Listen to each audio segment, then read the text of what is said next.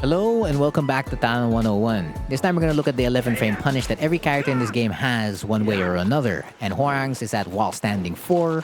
And some characters have an extension after this. Hwoarang's is while standing 4-4. And he shares this with the other Mishimas, Kazuya, Devil Jin, Heihachi, and Reina. And the Tsunami Kicks commonly are punishable on block. Actually launch punishable on block. So you need to add 10 negative frames here so that Hwoarang's Tsunami Kick is exactly like the Mishima Tsunami Kick, but it isn't. Hwoarang put his own special spin on it, and now it's -5, making it not only his main 11 frame punish, but a move that he can just throw out whenever he wants. Now, of course, before you go to while standing 4-4, you need to go to while standing 4 first. So while standing 4 is an 11 frame move that is +8 on hit, -3 on block, and always puts Hwoarang back to left foot forward. Now, the first thing about while standing 4 that stands out is the pushback on block. Look at this spacing. Right after while standing 4 on block, you basically return back to neutral. And that's a big deal because if the opponent decides to just simply jab check you after while standing 4, one backdash can turn into a launch punish. If not that, it can be a small punish after a sidestep, or a heat engager after a sidestep. Now, of course, this all depends on what move your opponent is using after while standing 4 on block, but you can basically bait whiffs here. If not bait whiffs, you can just stuff whatever challenge they do, and that's a 10 frame move, so Hwoarang is basically completely safe against most challenges. Now, of course, a low will kill you or a grab will as well, so those are the two things you have to be very mindful of when you throw out DF3-4, but everything else, you can just sidestep left into a block. And if the move that they throw out catches that side, then you're like, okay, now I know that I should step towards the other side, and then that move is gonna whiff, and then you can get a free punish off it. Now, if they're throwing a punch, you can punch parry as well and take it away. Now, with shorter punches, right, at max range of while standing 4, you want to be very careful because it will whiff.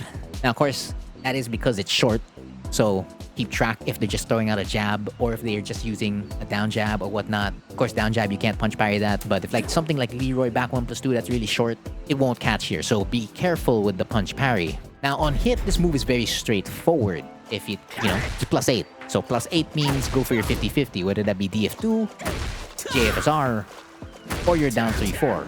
But my main recommendation is to go for forward 2 for safety. If an opponent does power crush, you're gonna be safe from it. And I mean it, even against Asuka's forward 1+2, which is a pretty fast power crush, you'll be able to duck that and punish it. Now, DF2 is okay, it's faster. It's actually faster than forward 2. Yeah, you're not wrong.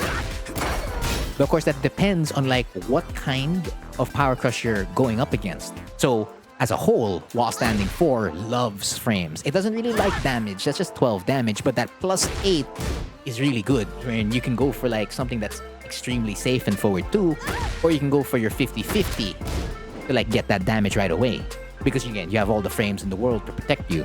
While standing 4-4, on the other hand, loves damage. I mean, look at that. It's 28 damage versus 12. It loves damage. And the second hit comes out at 15 frames. If it hits the opponent, that's force crouch at +4. And of course, right, we mentioned it earlier, -5 on block. And it always goes to right foot forward. And it's a pretty fair situation on hit. Pretty fair. +4 force crouch, they can't sidestep left, generally speaking. They can only sidestep right in this instance because they're playing on player 2, sidestep left if they're playing on player 1. And you do want to keep track of which moves hit sidestep right here. Because they're gonna move. They're gonna move because at +4 force crouch, they can press buttons, they can backdash, they can do a lot of things. So the fun thing you want to do is do RFF forward 3 to prevent them from sidestepping towards the right. If not RFF forward 3, RFF back 4. That rounds up your highs. Going for mids, RFF 3, DF3+4, DF1, F1+2. And of course, RFF DF4, as it's better in Tekken 8. Of course, all your lows are available to you. Down 3-4, down back 3, down 4, and down back 4. So it's really easy to keep an opponent in check here. Now it's just Frontier, you didn't mention the jabs. You're right, I didn't mention the jabs. You can throw it out. Yeah? And you'll prevent them from sidestepping towards the right, including RFF 4-4. The second hit will prevent them from sidestepping towards the right. But the reason why I put it last is because if they decide to sidewalk right and you throw out your jabs, they lose. They start to lose, rather. So like all 3 jabs whiff here. And at least the second hit of RFF44 is still consistent. But like on the first whiff, you could potentially get punished already. But it's just like, okay, let's double check with all the moves to catch sidestep right. RFF forward 3 still hits. Great. RFF back 4 still hits. RFF 3 still hits. Ignition barrage still hits. DF1, such is life. You're not catching sidewalk right. You're only catching sidestep right. F1+2, now this is an asterisk because you're playing against Lily. Usually, F1+2 can catch sidestep right and sidewalk right, but since against Lily's like the best sidestep in the game, you're not catching sidewalk right, so be careful against her. Now, RFF-DF4 loses to walk, and that's kind of like what you want them to do, but of course I'm getting ahead of myself. Let's go back to like the lows. Down 3-4, connects. Down back 3, whiffs here, so not a low you can use to catch sidewalk right, but again, still catches sidestep right. Down 4, connects, firecracker. And down back 4. So you still have like a good hit to work around. It just got reduced by like 4 moves. That's not bad. Now, if they are on player 1 and they sidestep towards the left, this is when it gets tough. It does get tough because the first thing you're going to use to catch them is RFF back 3. That is a -10 high on block. And then DF3+4, -14 mid. Of course, if Heat is active, it's a wonderful move. But like even there, like just that's a regular sidestep and it still whiffs. So catches sidestep left. Now if they do F1+2, oh well, if they sidestep versus F1+2, yeah, it whiffs here. Against Lily, specifically, so against weaker sidesteps or standard sidesteps, you can bank on F1+2 to at least catch just like DF3+4. Now, of course, this is sidestep left, so DF2 will catch sidestep left here. And of course, your lows. Down back 4. That's like your main low. So just to show you the other lows, down 3-4, right? Second hit only. Down 4, nope. Down back 3, no. So yeah, down back 4 is like basically your homing move in this situation. That isn't a homing move. Now, if we bump this up to sidewalk left and we introduce the jabs lose. Like so. Like, there you go. All the jabs. And then RFF44, the second hit not catching anymore. But RFF back 3, still doing its job. DF3+4 will always lose to walk.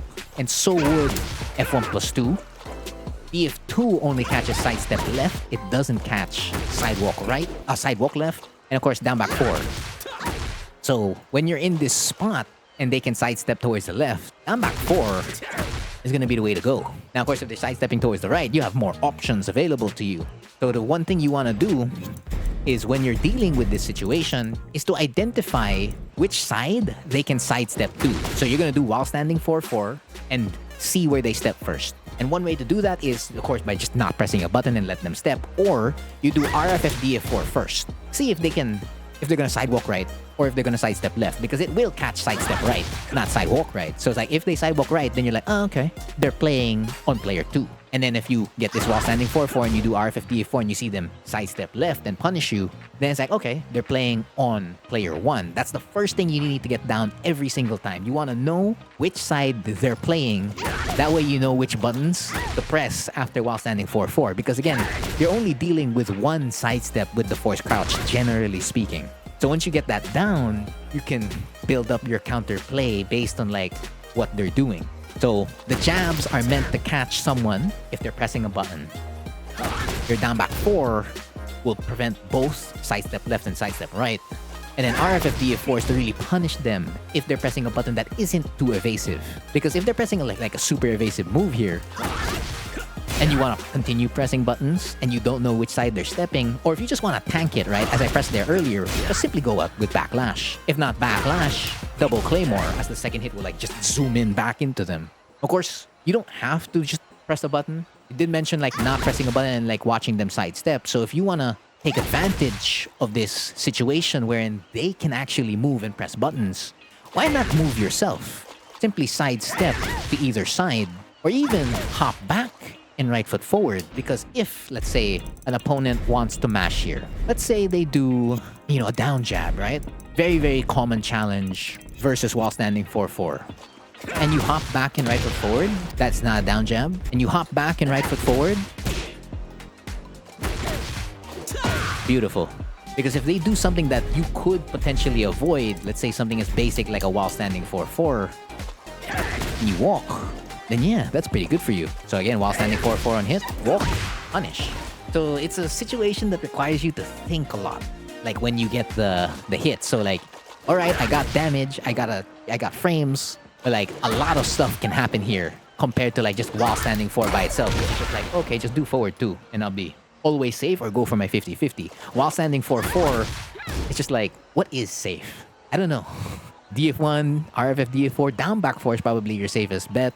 Or even just like, again, just simply using movement to your advantage. So it's not like you want to capitalize on the frames all the time, but you want to customize your frames based on like how your opponent is reacting in that situation. So while standing 4-4 is Hwoarang's best punish at 11 frames, you may want to cycle between while standing 4 and while standing 4-4, because if you're having a hard time converting on the situation with while standing 4-4, this is probably just best used for damage.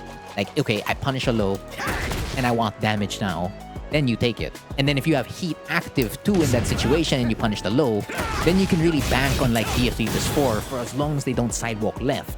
You'll have like a really, really safe option that comes out really, really quickly. And then, so again, if you like can't convert off while standing 4-4, then while standing 4 is now going to be really handy to you every time you block a low. But of course, the downside is that you're not dealing that enough damage back to them. So you want to win in the while standing 4 situation as much as possible, whether that be on the 50-50 or converting the forward 2 situation. Yeah, so a lot of stuff for a generic move. But that just means there's a lot to unpack and a lot you can do here with something as generic as this. So that's everything I know about Hwoarang's Tsunami Kicks. That has been the lesson for this video. Again, I've been Frontier, and thank you for watching.